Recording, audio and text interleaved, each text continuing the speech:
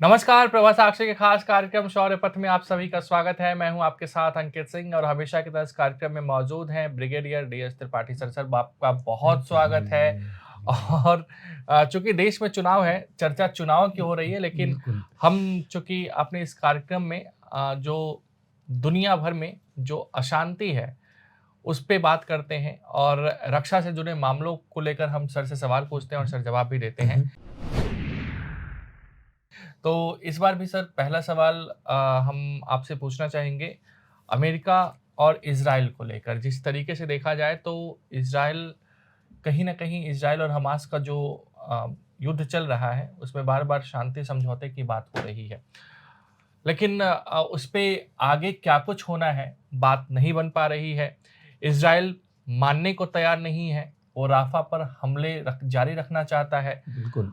और दूसरी ओर देखें तो अमेरिका दबाव बना रहा है कि आप सीज़ फायर कीजिए। साथ ही साथ अमेरिका में अब इज़राइल के खिलाफ प्रोटेस्ट शुरू हो गए हैं। तो इन तमाम मसलों को आप कैसे देखते हैं?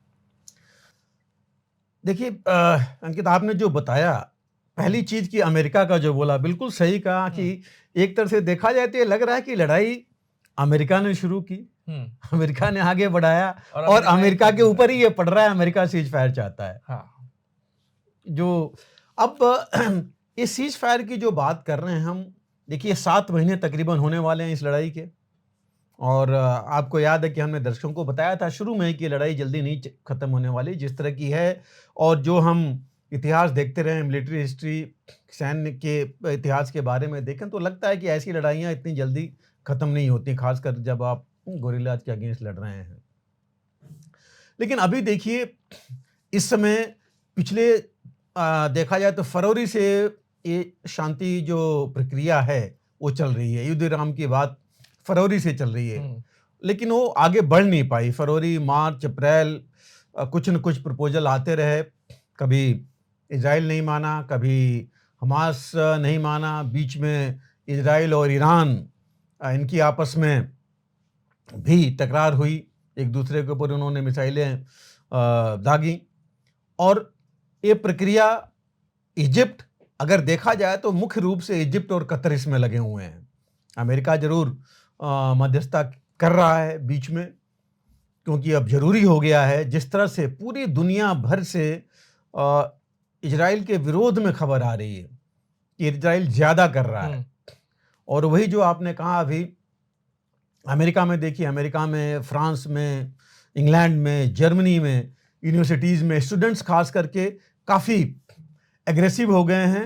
प्रो पैलेस्टीनियन उनके वहाँ प्रदर्शन हो रहे हैं। प्रो पैलेस्टीन का मतलब ये होगा कि एंटी इजराइल हो रहा है। लेकिन सबसे बड़ा डर ये है कि जिस तरह ये प्रदर्शन हो रहे हैं, प्रो पैलेस्टीन से प्रो हमास मत हो जाएं। जो कुछ जगह पर ये नारेबाजी प्रो हमास भी हुई है, इसका मतलब कि कहीं ना कहीं उन जगहों पर हमास का इफेक्ट होगा। और अगर ये मिलिटेंस या टेररिस्ट इनको कहते हैं तो ये चीज़ वहाँ भी शुरू हो जाएगी। तो ये चीज़ आगे नहीं बढ़नी चाहिए। और देखिए, बहुत डिटरमिन्ड प्रदर्शन हो रहे हैं। ऐसा नहीं है कि छिटफुट हो रहा हो और ख़त्म हो जा रहा हो। इतने दिन से कोलंबिया यूनिवर्सिटी सबसे पहले, और देखिए उसके बाद कहाँ कहाँ से अभी तक ख़त्म नहीं हो पा रहे हैं। पुलिस ने 300 से ऊपर को यूएसए में पकड़ रखा है, जो ऑफिशियल है। अनऑफिशियल तो और न्यूज़ आ रही है, लेकिन उसके बावजूद भी ये थमने का नाम नहीं ले रहा है। और भी यूनिवर्सिटीज या कैंपसेज में ये प्रदर्शन होते जा रहे हैं। तो ये बहुत मुश्किल हो रहा है अमेरिका के लिए भी। इलेक्शंस वहाँ पर होने ही होने हैं, और एक उसके ऊपर भी आप देख ही रहे हैं कि बहुत असर पड़ रहा है। यूरोप में भी ये हो रहा है। यूरोपियन पार्लियामेंट के लिए इलेक्शन होने हैं, और वहाँ भी देखिए कल के परसों की न्यूज़ देखिए आप, इंग्लैंड में, फ्रांस में देखिए, वहाँ भी उनके यूनिवर्सिटीज़ में, कैंपसेज में प्रदर्शन चल रहे हैं। तो ये बहुत ज़्यादा प्रेशर है आज की इस समय के ऊपर, अमेरिका के ऊपर और उसके ऊपर इजराइल के ऊपर। लेकिन इजराइल के ऊपर डबल प्रेशर है। इजराइल के ऊपर प्रेशर है रोकने का भी, और इजराइल के खुद के अंदर दो प्रेशर हैं। एक गुट जो है इनकी जनता कह रही है कि हुआ क्या, हमने हासिल क्या किया। अभी तक 7 महीने होने को हैं और वापस नहीं आए इनके जो होस्टेज वहाँ पकड़े गए हैं। उनमें से इजराइल खुद का कहना है कि 100 जो बचे हुए उसमें से वो कह रहे हैं कि शायद ही बहुत कम बचे हुए हैं, बाकी की डेथ हो गई होगी, इनको पता भी नहीं है, डिटेल्स भी नहीं मिल पा रहे हैं। तो प्रपोजल देखिए पहले से चल रहे थे, प्रेशर बहुत वहाँ भी है नेतन्याहू पर, उनके ही राइट विंग के जो कैबिनेट्स में हैं बाकी लोग हैं उनका प्रेशर है कि रोकना नहीं है इसको।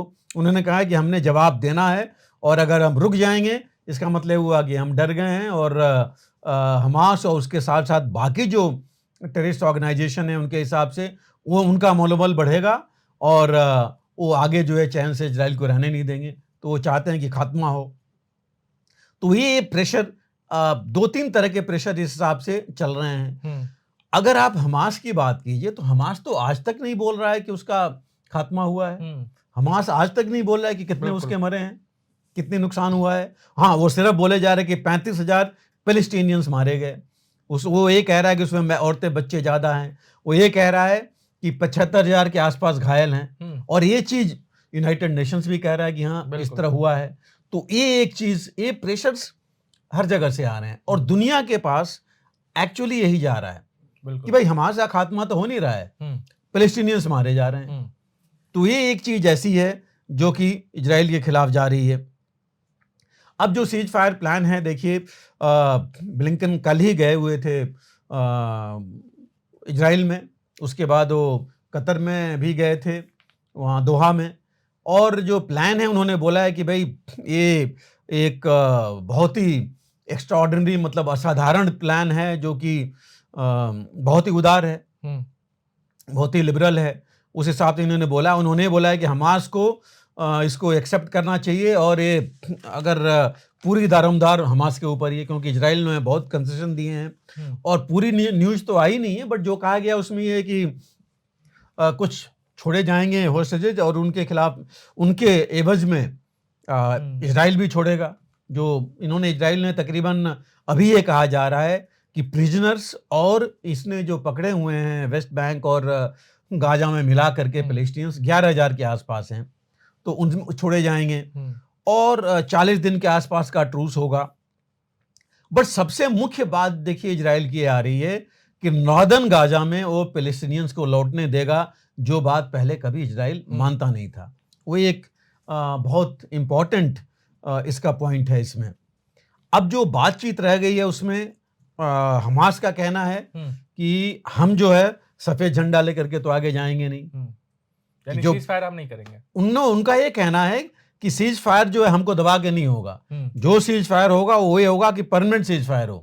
ये नहीं कि आप सीज फायर करेंगे 2 हफ्ते उसके बाद कहेंगे कि नहीं हम फिर शुरू कर देंगे, फिर हमारे पर इस तरह की एट्रोसिटीज होती रहेंगी पैलेस्टीनियंस पर। अपना नाम तो लेते नहीं हो, पैलेस्टीनियंस का नाम ले रहे हैं। उन्होंने बोला कि ये सस्टेन्ड सीज फायर होना चाहिए जो लगातार चालू रहे। बिल्कुल। और उन्होंने बोला कि प्रिजनर्स वापस होना चाहिए। उन्होंने बोला कि गाजा में जो है प्रॉपर एडमिनिस्ट्रेशन होना चाहिए। प्रॉपर एडमिनिस्ट्रेशन मीन्स उनकी गवर्नमेंट थी वो वही चाहेंगे, वही वेस्ट बैंक का वो ले रहे हैं। तो अभी जो है उन्होंने ना नहीं कहा है कि बिल्कुल नहीं, वो अपना भी कर रहे हैं, पे चाहते हैं अपने टर्म्स पर, प्लस ये जो दूसरे छिटफुट ग्रुप्स हैं उनको भी साथ लेके चलना चाहते हैं जिससे इनका पोजीशन नहीं हो और ऐसा नहीं हो कि आगे चल के कोई और इजराइल या कोई भी और अमेरिका है या बाकी हैं उन ग्रुप्स को आगे ले आएं। तो वो भी ये नहीं चाहते हैं। दूसरा ये कह रहे हैं कि ऐसा तो नहीं होगा आज हम मान लें और कल को इजराइल कहेगा कि हम फिर युद्ध शुरू कर रहे हैं। जैसे देखिए नेतन्याहू ने तो बोला है कि राफा में हम अपना आक्रमण करेंगे चाहे सीज फायर हो चाहे नहीं हो, जो कि अमेरिका, जो बाइडेन का तो टोटल स्टेटमेंट है कि नहीं होना चाहिए। तो ये एक ऐसी चीज़ है जो कि बीच में आ रही है। अगर वो निकल गई, जो ऑलरेडी हमास ने बोला है कि कंसिडर करेंगे और आजकल में शायद इसका कुछ वो जवाब देंगे। इसके अलावा देखिए नेतन्याहू के against international court of justice में केस भी, आईसीसी में इंटरनेशनल क्रिमिनल कोर्ट में इनके अगेंस्ट चल रहा है केस, जिसमें कहा जा रहा है कि इनको वॉर क्रिमिनल डिक्लेयर किया जाए। जो अमेरिका ने उनके कुछ सीनेटर्स ने बोला है कि ये नहीं होना चाहिए। लेकिन एक ये भी है कि भाई आईसीसी का मेंबर नहीं है, इजराइल तो मेंबर है नहीं, इवन अमेरिका मेंबर नहीं है, इंटरनेशनल क्रिमिनल कोर्ट का अमेरिका भी मेंबर नहीं है, इजराइल भी नहीं है। लेकिन वही है, जैसे पुतिन के अगेंस्ट अगर वो अरेस्ट वारंट डाल रखे हैं तो उन स्टेट्स में जो 123 देश मेंबर हैं इंटरनेशनल क्रिमिनल कोर्ट के, वहाँ अगर जाएंगे कभी भी नेतन्याहू तो इनके वो आ जाएगा कि इनको अरेस्ट करना है, जैसे कि पुतिन के ऊपर है। तो ये कुछ चीज़ें हैं जो कि प्रेशर्स काफ़ी चल रही हैं और अमेरिका जो है अपनी पूरी कोशिश कर रहा है सीज फायर की, मदद भी वो पूरी दे रहा है कि गाजा में पूरा जो है सीज फायर हो। लेकिन नेतन्याहू का जो कहना है, जो उन्होंने अभी भी बोल रहे हैं कि हम हमास का खात्मा करके रहेंगे, वो जो है इतनी जल्दी होगा वो तो थोड़ा मुश्किल सा लग रहा है। और ख़ास करके जब तक ईरान जो है अपना सपोर्ट हमास को जारी रखेगा, तब तक मुझे नहीं लगता कि ये बिल्कुल इसका खात्मा ये कर पाएंगे। और अभी देखिए 7 महीने तो होने वाले हैं, 7 महीने में अभी भी कोई डेटा नहीं है कि कितना खात्मा हुआ है और आगे कैसे होगा। प्रॉब्लम ये भी है, कल देखिए परसों का स्टेटमेंट देखिए गुतरेज का, जो सेक्रेटरी जनरल हैं यूनाइटेड नेशंस का, उन्होंने ये बोला है कि गाजा का इंफ्रास्ट्रक्चर इतना तबाह हो चुका है जो यूक्रेन के तकरीबन बराबर है। आप सोचिए यूक्रेन में कितना है तो यहाँ कितना है, वो कैसे रिबिल्ड होगा, वो कौन करेगा, किस तरह होगा, उसकी भी इसमें बातचीत होगी इसी सीज फायर प्लान में। सीज फायर में आप ऐसे ही तो बुला नहीं सकते उनको वापस, कहाँ वापस आएंगे, वो किस तरह होगा।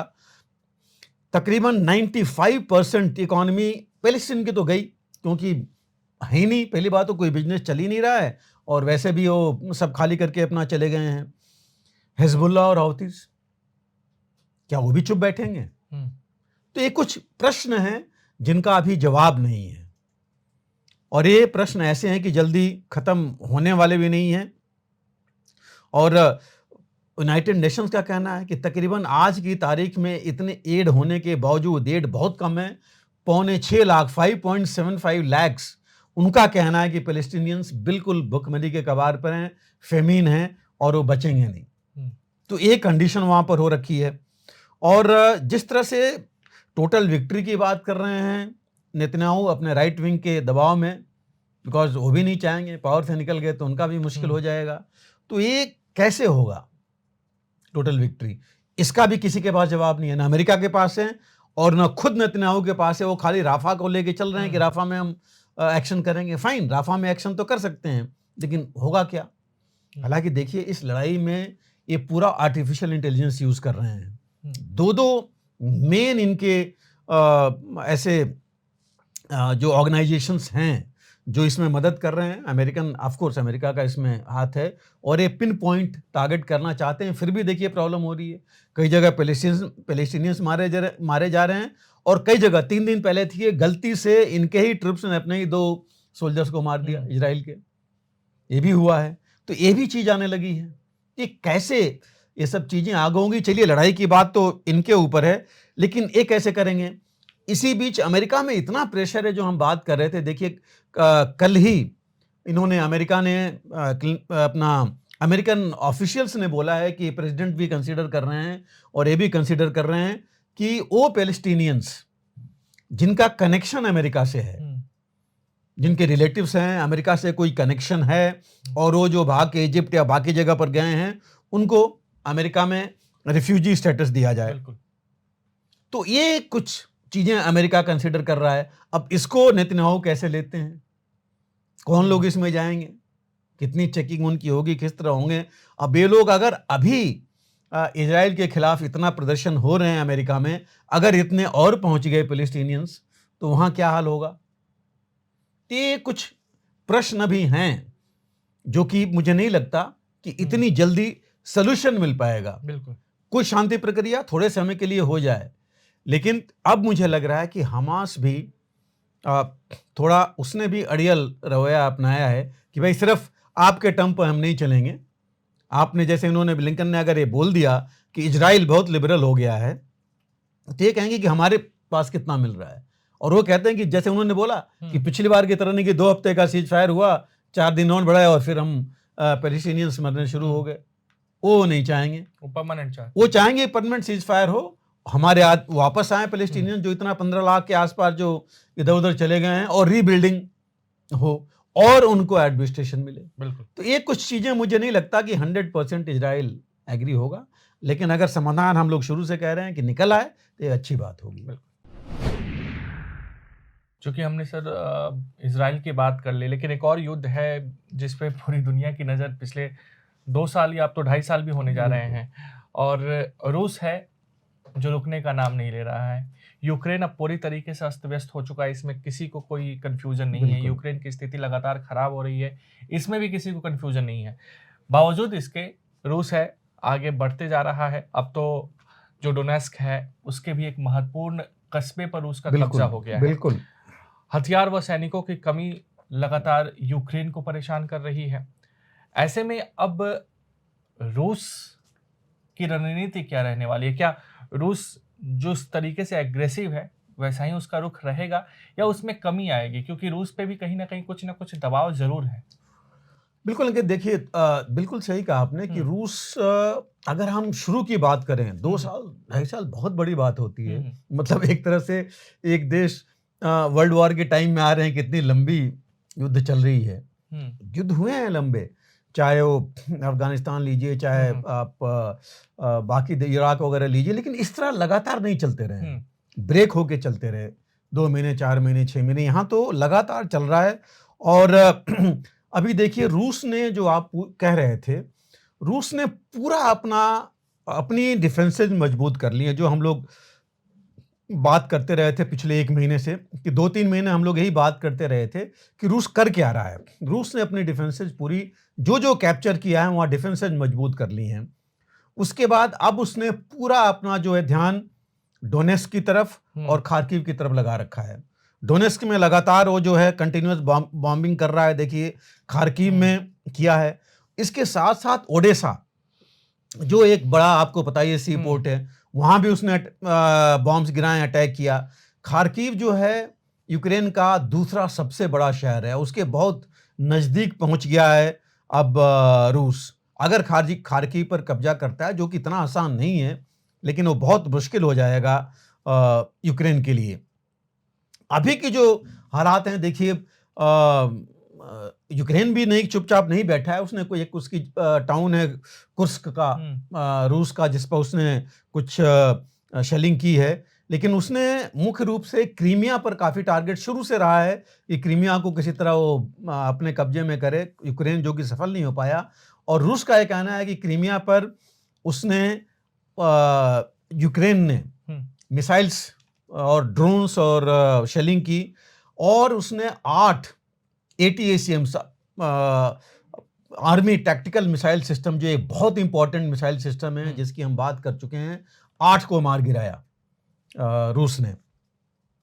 तो एक तरह से बहुत बड़ी उपलब्धि मानी जाएगी। इसका मतलब इन मिसाइलों की काट उसके पास आ गई है, बिल्कुल। तो इन मिसाइलों को सक्सेसफुल नहीं होने देगा।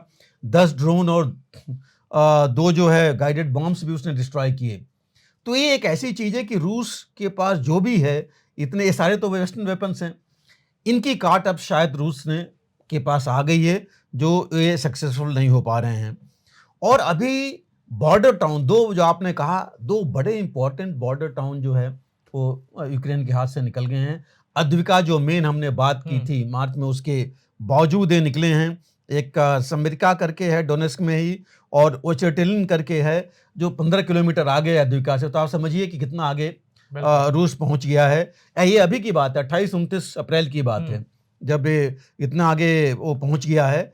और अभी रूस ने अपनी टैक्टिक्स भी बदली। उसने सरप्राइज मूव में इनके डिफेंसेस को बाईपास करते हुए आगे बढ़ गया। हुँ, हुँ, दैट मीन्स ये तो पीछे जो रह गए वो गए, हुँ, और यही आया था कि इनको रिट्रीट करना पड़ा और सरेंडर करना पड़ा। हुँ, तो उसने आगे जाकर के एक ऐसा सैलिएंट बना लिया है उस जगह पर। सैलिएंट देखिए, एक जगह उसने अपनी बना ली जहां वो बेस बना लिया है। हुँ, और वहां से क्या हो रहा है, सबसे बड़ी जो रणनीतिक फायदा होगा रूस को, वहां से उसको 3-4 ऑप्शंस मिल जाएंगे यूक्रेन में एडवांस करने के लिए, डोनेस्क रीजन में। हुँ, और जो इनका मेन अब उसकी जो नज़र है, वो उसकी है, इनका मेन जो एक मिलिट्री बेस है, 2-3 हुँ, मेन है,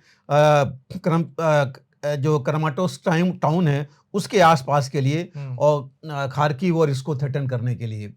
और मुश्किल है, यूक्रेन को पता नहीं लग पाएगा कि कौन सा ऑप्शन ये हुँ, लेगा। हो सकता है कहीं मेन ऑफेंसिव दे, कहीं उसने दिखाने के लिए ये एक ऑफेंसिव करे, तो इनको पता नहीं लगे। खास करके अब जो समर ऑफेंसिव आ रहा है, इसमें सबसे ज़्यादा डर बिल्कुल। यूक्रेन को इसमें है। और इसलिए एक और यही देखिए, डोनेस्क रीजन में ही 1 तारीख को, मतलब परसों रूस ने जो यूक्रेन का सदर्न आर्मी कमांड हेडक्वार्टर है, साउथ कमांड हेडक्वार्टर आर्मी का, उसको भी टारगेट किया। मतलब उसने अपनी रीच दिखा दी कि वो इसको भी हमला कर सकता है, डिस्ट्रॉय कर सकता है। तो ये कुछ चीज़ें हैं जो बड़ी मुश्किल हालात में हैं इसके लिए। दूसरी तरफ यूक्रेन का देखिए, अब हम देख ही रहे हैं कि 2-2 जगह 3-3 टाउन्स निकल जाना, मेन टाउन, 1-2 छोटे और टाउन निकल जाना, ये बहुत बड़ा एक नुकसान है, बहुत बड़ा सेटबैक है, नुकसान है। मोरल डाउन होता है, लोकल्स का होता है, आर्म्ड फोर्सेस का मोरल डाउन होता है इनके पास। और सबसे बड़ी मुश्किल है, कमी यूक्रेन के पास सिर्फ हथियार एमिशन की नहीं है, मैन पावर की भी बहुत ज़्यादा कमी है कि जो इनके पास है ही नहीं है। और मैन पावर की कमी है, मोरल की कमी हो गई, बैटल फटीग जिसे कहते हैं, युद्ध थकावट वो बढ़ गई है।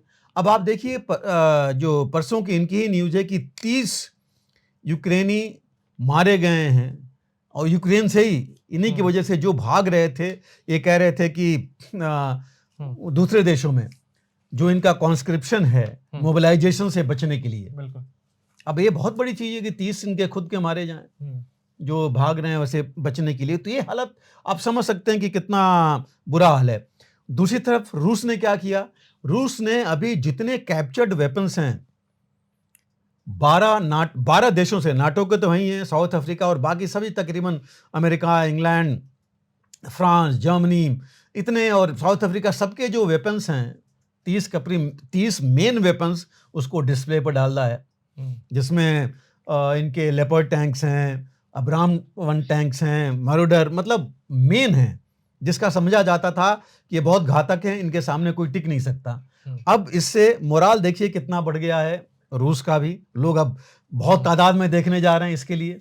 और दुनिया में ये रूस दिखा रहा है कि इस वेपन्स को ये बड़े आराम से जो है इनको डिस्ट्रॉय कर सकता है रूस। बिल्कुल।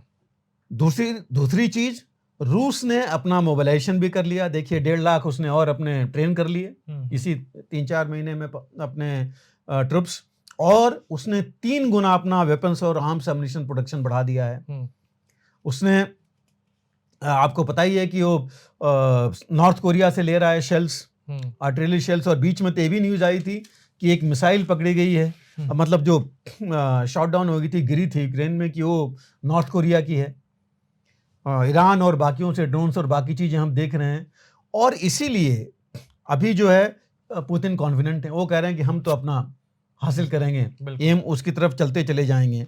तो ये जो है अभी बहुत ज़रूरी है यूक्रेन को कि सबसे पहले अपनी डिफेंसिव कैपेबिलिटी बढ़ाए, डिफेंस तो करे कि सो दैट रूस आगे नहीं बढ़ पाए। भले ये रूस से ले चाहे नहीं ले वापस यूक्रेन, वो बात की बात है, बट फिलहाल तो उसको अपना डिफेंस देखना बहुत जरूरी है कि अपना डिफेंसिव पोस्चर ले, और जो मेन टाउन्स हैं खार्किव या करमसोट वगैरह जो हैं उसकी तरफ मत बढ़ने दे रूस को, वो बहुत ज़रूरी है। और क्योंकि रूस तो देखिए चाहेगा कि जितनी जल्दी हो सके आगे बढ़े, क्योंकि रूस के पास समय की कमी है। उसको पता है कि ये जो भी आ रहा है एड, उसको आने में 2-3 महीने लगेंगे, और इसमें वो सबसे ज़्यादा आगे बढ़ना चाहेगा। बिल्कुल। तो इसको कोई ना कोई काट इनको निकालनी पड़ेगी यूक्रेन को तब तक के लिए। और आप अभी की सिचुएशन देखें तो उसमें यूक्रेन सक्षम नहीं है ये करने में। हालत खराब हो चुकी है। सर, चूंकि हम रूस और यूक्रेन की बात कर रहे हैं, तो ऐसे में एक और सवाल है कि क्या अमेरिका और नाटो देश जो कि सैन्य सहायता यूक्रेन को देने की घोषणा कर चुके हैं, ऐसे में यूक्रेन जो है वो रूस की बढ़त को रोक पाएगा? और साथ ही साथ सवाल ये भी है कि क्या जो यूक्रेन है वो अपना इलाका रूस से लेने में सक्षम हो पाएगा? अंकित, जो आपने पहला कहा ना कि ये लड़ाई अमेरिका और नाटो, बिल्कुल सही कहा आपने कि अमेरिका अभी तक भी, आज तक भी सारे साजो सामान तो अमेरिका और नाटो के ही आ रहे थे। अब देखिए इसमें 6 महीने के बाद इनको इतनी ज़्यादा, मतलब पता नहीं कितने देशों ने, कितने लोगों ने विद इन अमेरिका बाहर से कहते रहे, और तब अमेरिका से ये 61 बिलियन डॉलर की, 60 बिलियन जो बिल्कुल। एड इनके पास आई है। हम पहले उसमें से भी एड 30 के से बारे में 40 सिर्फ जिस दिन आया था बात किए थे, बट वो भी हाँ, एड जो है आप देखिए, मैं कहूँगा अपना कि ही बिजनेस करना है। 80% तो अमेरिका के पास ही जा रहा है, उन्हीं के, हम्म, उनके कंपनीज, उनके एडमिनिस्ट्रेशन उसके लिए, और 10-11 बिलियन इनके पास है, जो कि बहुत बड़ी चीज़ नहीं है, हम्म, क्योंकि वो इनके भी उसमें लग जाएगी। लेकिन आप एक चीज़ देखिए कि यूक्रेन, जो आप कह रहे हैं कि यूक्रेन को फ़ायदा क्या होगा, फ़र्क क्या पड़ेगा, जो अभी तक मिला हम्म, उससे क्या फ़ायदा हुआ? हम्म, अभी तक जो मिला उससे यूक्रेन की तो बर्बादी हुई ना, रूस को हम्म, तो रोक नहीं पाया। हम्म, रूस आगे बढ़ता ही रहा, और यूक्रेन के पास बहुत कुछ खो चुका है, बहुत कुछ उसका जा चुका है।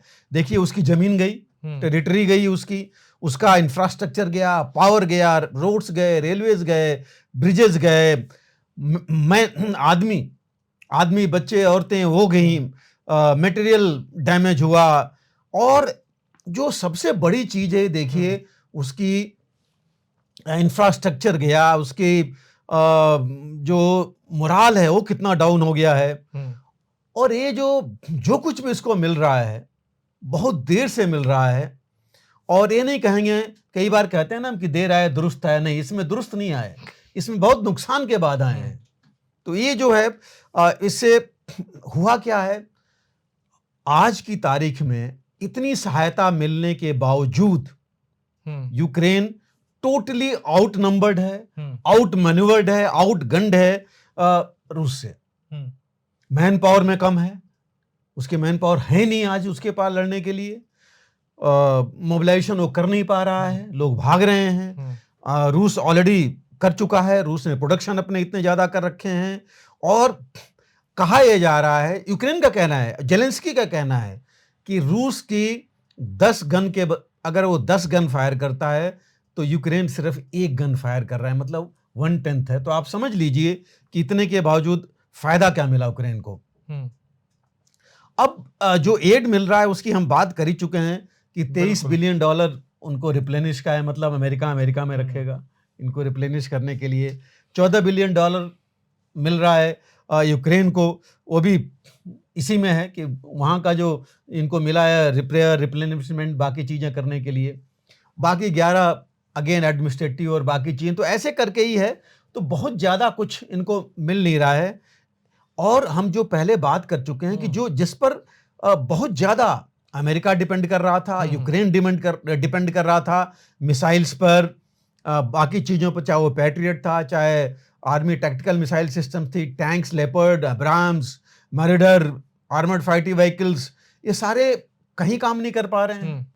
तो इससे कितना फायदा होगा, इस पर एक थोड़ा प्रश्न चिन्ह है। हाँ, एक मैं जरूर पॉजिटिव चीज कहूंगा कि अभी भी इस समय जो एम पुतिन लेके चले थे कि बहुत जल्दी, जैसे लग रहा था कि यूक्रेन पर कब्जा कर लेंगे, वो नहीं हो पाया। यूक्रेन अभी भी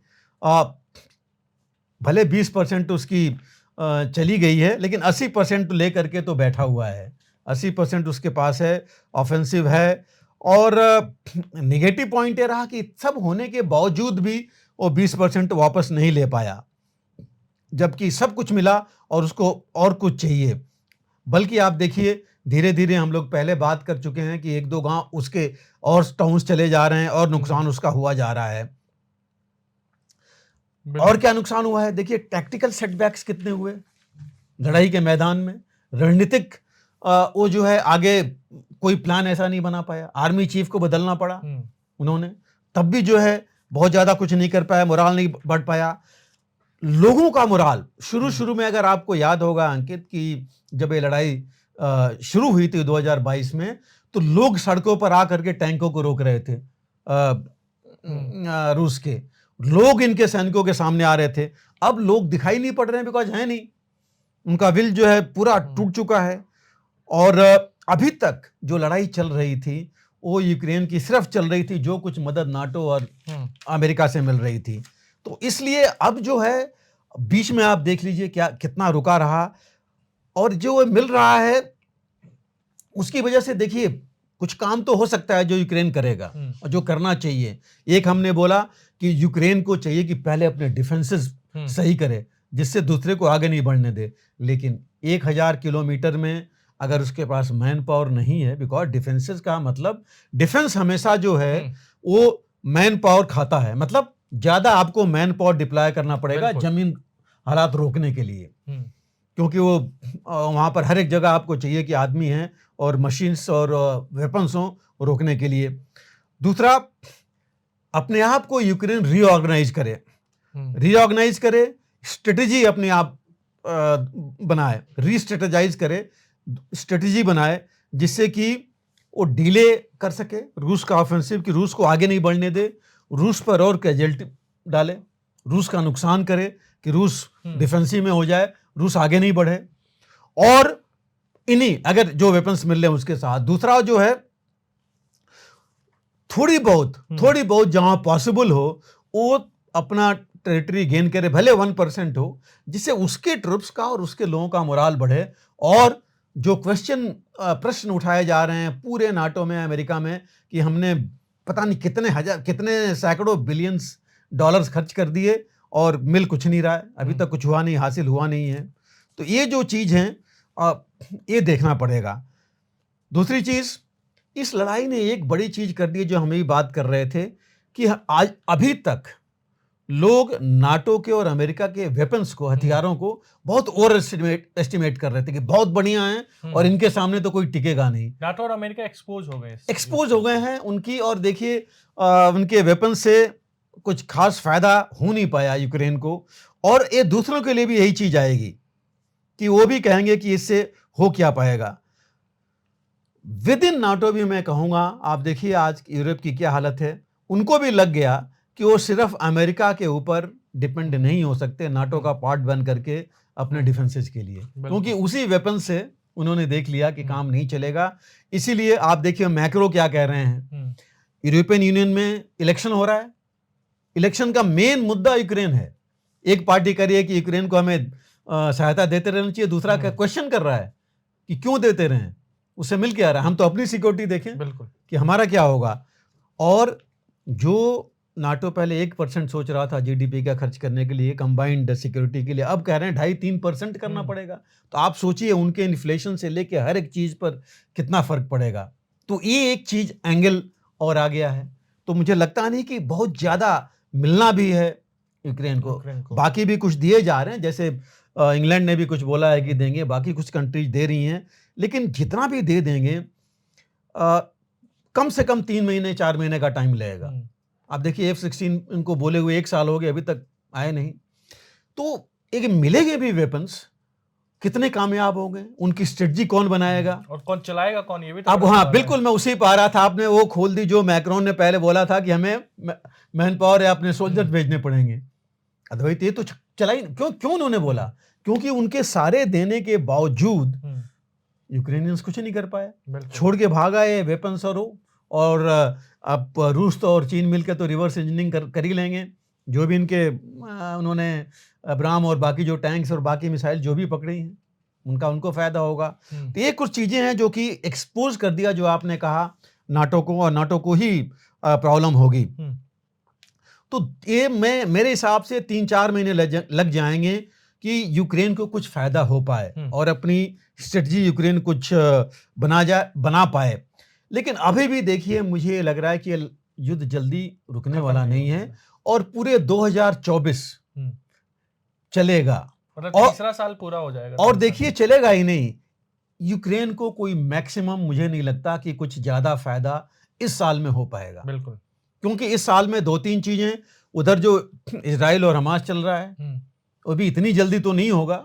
अगर सीज फायर हो भी जाता है तो बीच में जो एक बार हुआ था उसके बाद फिर देखिए वही हालत थी, तो वहां भी अनस्टेबल है। इंडियन ओशन रीजन की बात अलग चल रही है, चीन के अगेंस्ट चीजें अलग चल रही हैं, और खासकर दोनों जो इलेक्शंस हैं अमेरिका में, और ये मुझे नहीं लगता कि जब तक नवंबर नहीं आता, इलेक्शंस नहीं होते, तब तक ये लड़ाई का कुछ अंत होगा। तो ये चलता रहेगा और यूक्रेन को बहुत ज्यादा फायदा होने वाला भी नहीं है। लेकिन अगर वो रिस्ट्रेटेजाइज कर लें, थोड़ी बहुत भी अपनी वो कर लें, डिफेंसेस बना लें, रोक लें, तो शायद उनको कुछ फायदा होगा। लेकिन आप दूसरी तरफ पुतिन का देखिए, पुतिन ने बहुत साफ बोला है कि कोई भी वेपन्स आ जाएं, कितना भी एड आ जाए, उससे हमें कोई फर्क नहीं पड़ने हम्म, वाला, हम अपना एम लेके चलेंगे। क्योंकि पुतिन ने भी देखिए कुछ कार्ड तो बना ही रखी है ऑलरेडी उन्होंने। अगर क्यों उन्होंने अभी डिस्प्ले किया कैप्चर्ड वेपन्स का, पहले क्यों नहीं किया? 2 साल से ऊपर हो गए। एम यही था दिखाने की ये मिलने वाले हैं और इनको जो है हम ऑलरेडी इनका कार्ड जानते हैं, हम क्या कर सकते हैं। अभी भी सभी ने उन्होंने भी अपने पूरे हथियार नहीं खोले हैं रशिया ने। तो ये पुतिन का भी, और पुतिन कह रहे हैं कि हमारा तो जो एम है वो हम लेके चलेंगे।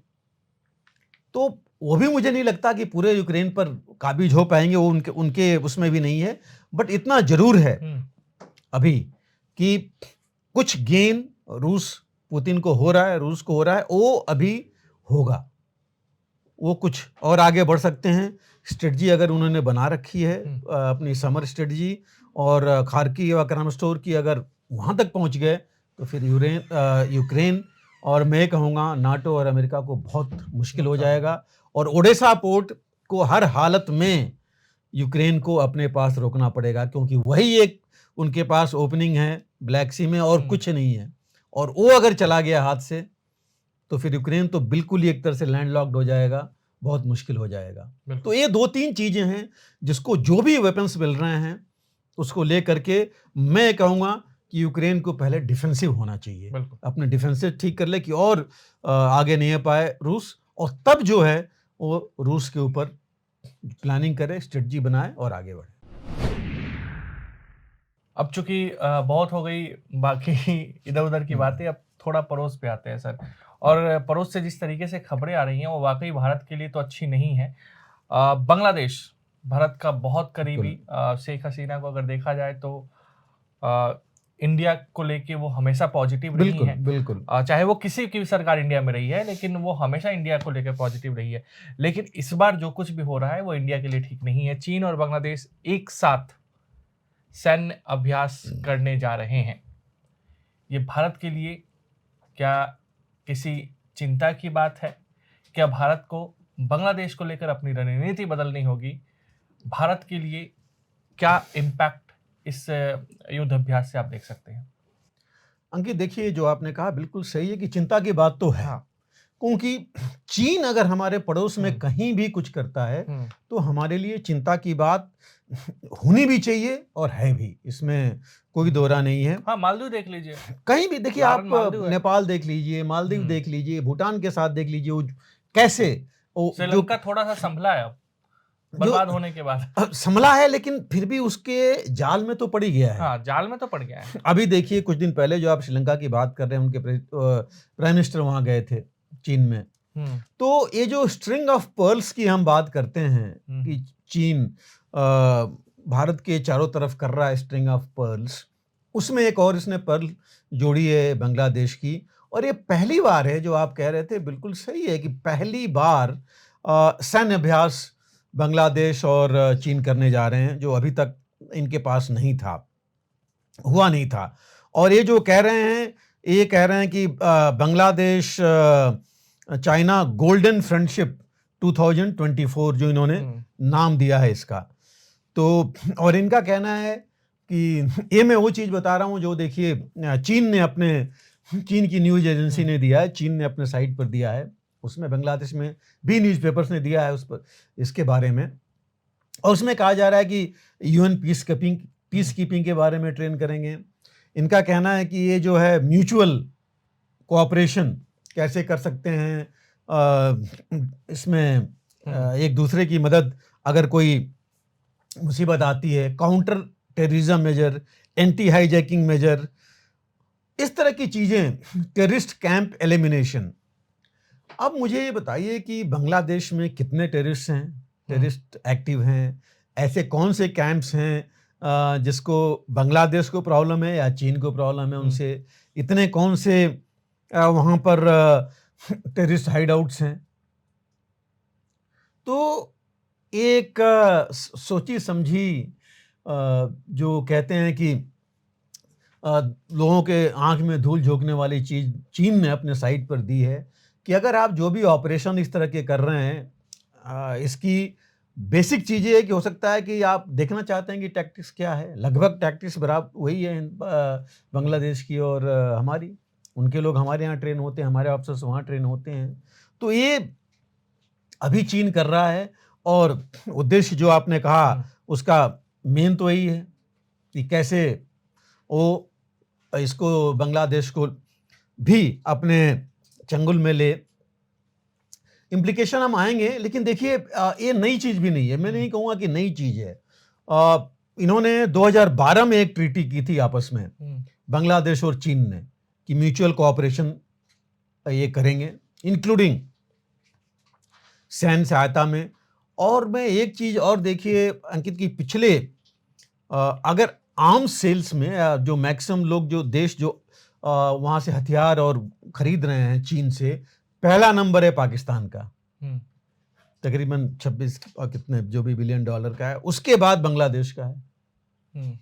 तो बांग्लादेश में काफ़ी कुछ हथियार वहाँ से आए जा रहे हैं और पिछले कुछ सालों में चीन ने काफ़ी कुछ इन्वेस्ट किया है बांग्लादेश में, इंक्लूडिंग इनके इंफ्रास्ट्रक्चर प्रोजेक्ट्स में, और जो बाकी भी प्रोजेक्ट्स हैं सोशल फंडिंग भी की है उसने, और तकरीबन 25 बिलियन डॉलर का इन्वेस्टमेंट किया है पिछले कुछ सालों में इनके बांग्लादेश में।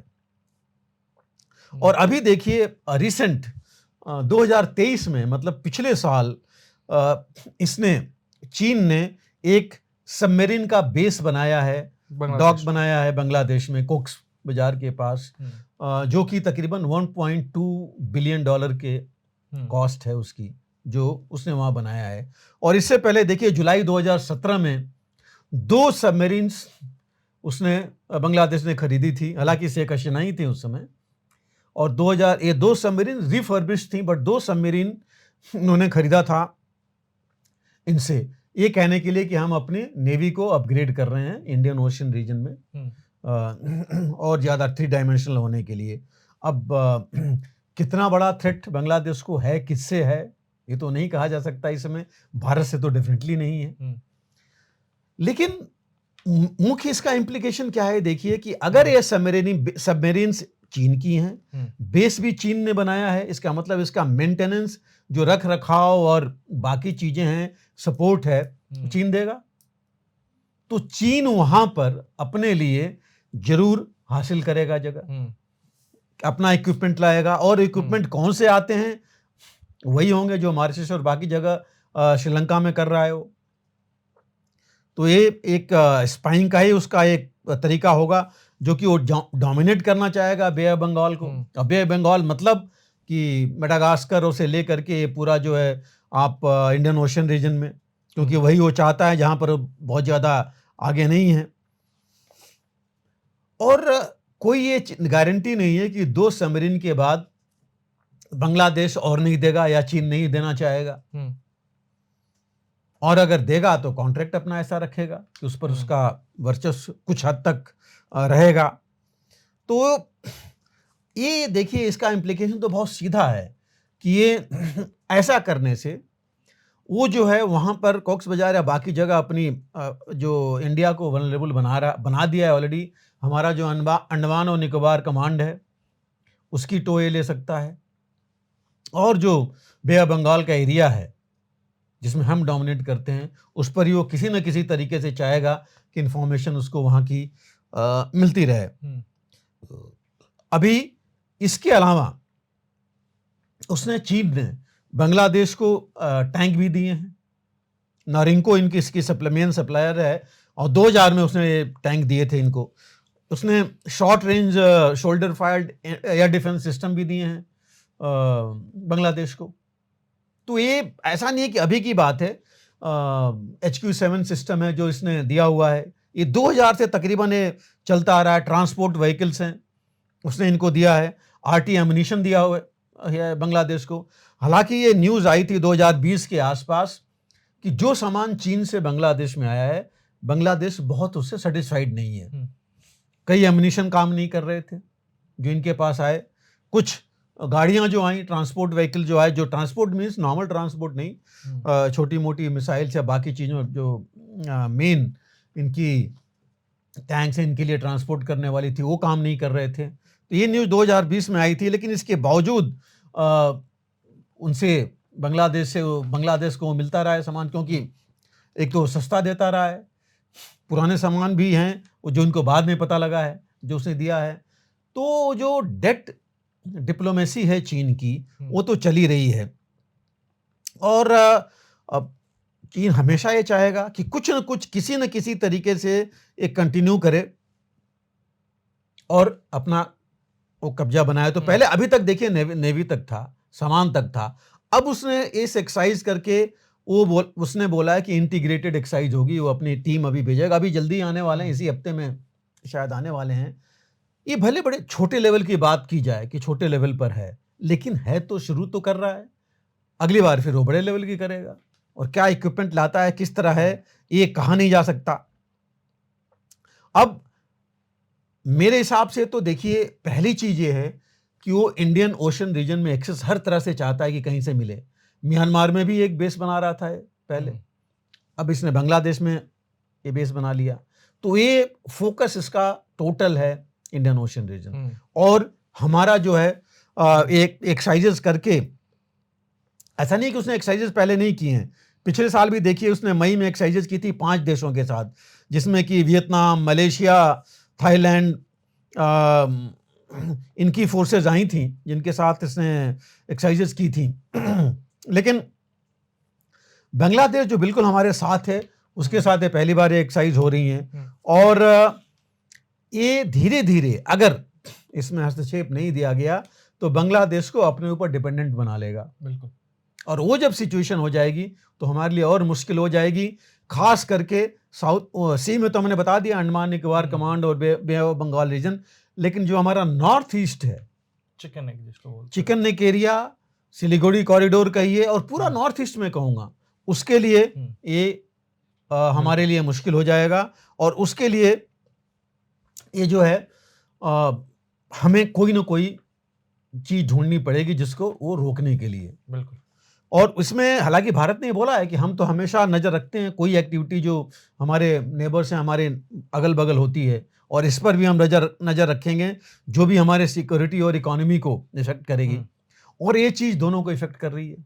बिल्कुल। बांग्लादेश में हम जानते हैं कि कुछ हमारे जो टेररिस्ट हैं, कुछ एंटी सोशल एलिमेंट्स हैं जो वहाँ पनाह लेते हैं, तो क्या अब चीन डायरेक्टली उनको मदद करेगा? बिल्कुल। मेनलैंड के लिए भी, बंगाल, वेस्ट बंगाल से, मतलब बंगाल से बिहार लीजिए, बाकी जगह लीजिए, और नॉर्थ ईस्ट तो है ही है। तो ये एक एंगल मुझे लग रहा है कि जो वो खुल जाएगा अगर हम इसको अच्छी तरह रोके नहीं। एक वो बेस मिल जाएगा उसको, और उसको जो अपनी अभी तक स्पाइंग जो कर रहा था, जासूसी जो कर रहा था, हम कर रहे थे, उसकी शिप्स आ रही थी, एरियल जो भी था, अब वो लैंड लाइन भी मिल जाएगी उसको, लैंड के ऊपर भी एक और रूट मिल जाएगा ये करने के लिए। तो ये जो है थोड़ा सा मुश्किल होगा। और अभी वो बेस लेकर के तो हमारी शिप्स पर मॉनिटरिंग कर सकता है, यहाँ पर आकर के नॉर्थ ईस्ट में, और नीचे जो हमारे ट्रुप्स हैं, जो हमारे हेडक्वार्टर्स हैं, बेसिस हैं, उनके ऊपर ये अपनी नज़र रख सकता है। तो ये कुछ चीज़ें हैं जो हमारे लिए मुश्किल होंगी। बांग्लादेश में और भी काम कर रहा है, ऐसा नहीं, वो तो कह रहा है कि सोशल डेवलपमेंट भी कर रहा है, उनको ऑर्गेनाइज कर रहा है, उनके इलेक्ट्रिसिटी के लिए अभी उसने थर्मल पावर स्टेशन भी बनाया है उनका। बांग्लादेश तो उन 33-34 देशों में है जहाँ की न्यूक्लियर पावर प्लांट है, और ये न्यूक्लियर पावर प्लांट रूस ने बनाया था। तो ये चीज़ें हैं वहाँ पर। लेकिन ये जो हम बात कर रहे थे पहले भी स्ट्रिंग ऑफ पर्ल्स की, जो एक और इसने उसमें डाल दिया, नेपाल, पाकिस्तान, अफगानिस्तान, बांग्लादेश, म्यांमार लेकर के, ये जो नेटवर्क ये बन जाएगा, ये हमारे लिए थोड़ा मुश्किल की, बहुत ज़्यादा मैं कहूँगा चिंता की बात है। क्योंकि देखिए भूटान के साथ हो रहा था, लेकिन भूटान के साथ काफ़ी हमारी बातचीत हुई, प्रधानमंत्री भी हमारे गए वहाँ पर, और शायद भूटान कुछ उसको समझ में आई हो कि हाँ कितना मुश्किल पड़ेगा। श्रीलंका की क्या हालत हो रही है, बांग्लादेश भी देख रहा होगा, क्योंकि बांग्लादेश की इकॉनमी बहुत अच्छी हो चुकी है। लेकिन एक और चीज़ है कि बांग्लादेश भी चीन का, रादर मैं कहूँगा कि चीन जो है बांग्लादेश का सबसे बड़ा ट्रेडिंग पार्टनर है। तो आज की तारीख में देखिए, हम लोग पहले भी ये बात करते आए हैं कि सिर्फ डिप्लोमेसी नहीं है, ये डिप्लोमेसी तो है बट इकोनॉमिक और मिलिट्री डिप्लोमेसी है। बिल्कुल, ये दोनों साथ में चल रही हैं और तभी जो है देश अपना फायदा देख रहे हैं और उसके हिसाब से चल रहे हैं। तो हमको और ज्यादा केयरफुल होना पड़ेगा और ज्यादा इसके ऊपर ध्यान देने की जरूरत पड़ेगी। और किस तरह हम, जैसे चीन हमारे साथ कर रहा है, उसी को हम कैसे इसकी काट ढूंढें। और ऐसा नहीं कि हमारा जो सुरक्षा एस्टेब्लिशमेंट है, हमारी सरकार है, हमारे जो लोग इन्वॉल्व हैं उस पर चुपचाप बैठे हैं, क्योंकि अगर ये चीन ऐसा कर रहा है तो चीन भी तिलमिलाया हुआ है, उसको भी तो लग रहा है कहीं ना कहीं कि भारत जो है उसके ऊपर हावी हो रहा है, तो वो भी ये चीजें अपना रहा है। लेकिन खास करके देखिए, मुझे लग रहा है कि जो हमारी थोड़ी बहुत कमी है हमारे नेबर्स के साथ, जिसका फायदा चीन उठा रहा है, हमें उसको जरूर गैप को पूरा करना चाहिए। और भारत रक्षा क्षेत्र में काफी आगे बढ़ रहा है। अगर जरूरत है हमारे नेबर्स को, उनकी सिक्योरिटी का अगर जिम्मा लेना है भारत ने मदद करने के लिए, उसके साथ हमें करनी चाहिए। या उनको अगर जरूरत है हथियार की और साजो सामान की, तो अब हम शायद धीरे धीरे उस हालत में पहुंच जाएंगे कि उनकी वो मदद हम कर सकते हैं। तो ये था हमारा आज का शौर्य पथ कार्यक्रम। आपको ये कैसा लगा हमें कमेंट बॉक्स में जरूर बताइएगा। आज के लिए ब्रिगेडियर DS त्रिपाठी सर को दीजिए इजाजत। नमस्कार।